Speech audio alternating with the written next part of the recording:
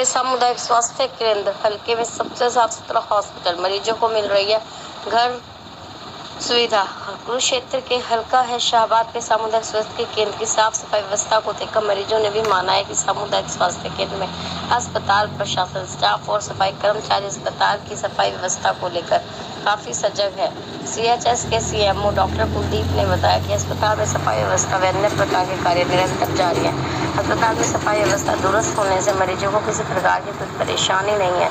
उन्होंने बताया कि लगातार उनकी ओर से अस्पताल में औचक निरीक्षण भी किया जाता है। किसी भी प्रकार अनियमितता का अगर कर्मचारियों द्वारा ढील बरती जाती है तो उचित कार्यवाही की जाती है।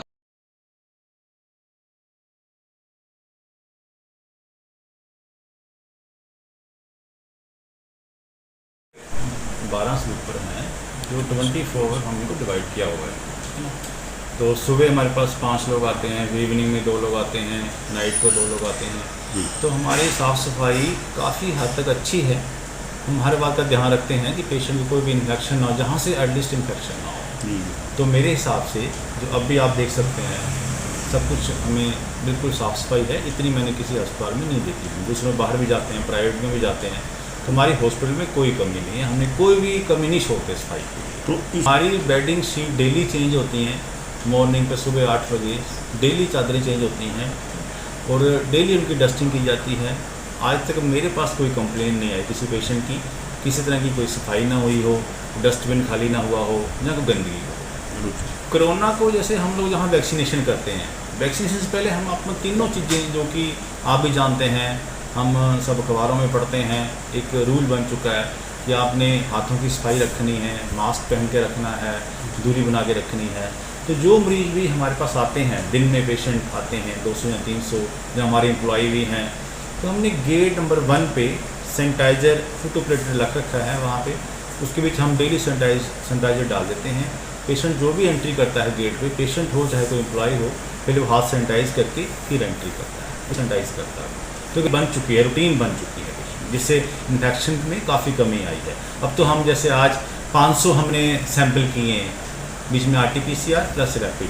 500 में जो हमारे पास रैपिड के हैं 250, उसमें से कोई पॉजिटिव नहीं आया, सब नील हैं, सब नेगेटिव हैं। ये है इंडिकेटर कि हमारे पास इन्फेक्शन कम हो रही है। वैक्सीनेशन आज हमने 600 बेनिफिशियरी को वैक्सीन लगाया है।